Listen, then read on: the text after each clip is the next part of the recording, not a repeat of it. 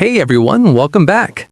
Today's video is a super quick Webflow tutorial. If you have ever started a project by duplicating a template, or maybe you just changed your mind about your brand's direction, you probably need to change your website's name.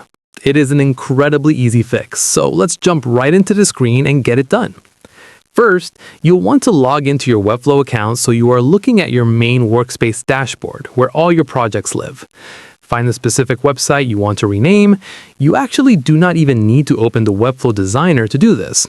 Just hover your mouse over the project thumbnail and click on the three little dots that appear.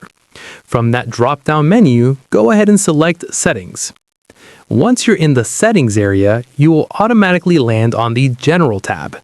Right at the very top under the Project Details section, you'll see a text box labeled Name. All you have to do is click into that box, delete the old title, and type in your shiny new website name. Once you click outside the box or hit Save, you are officially done updating the internal name of your project.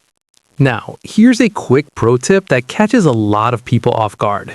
Changing your project name does not automatically change your free webflow.io staging domain.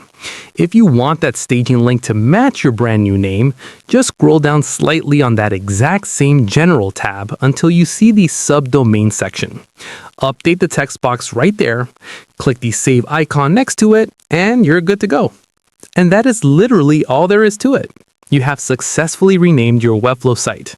If this quick tip saved you some time today, please hit that like button and subscribe to the channel for more straight-to-the-point web design tutorials.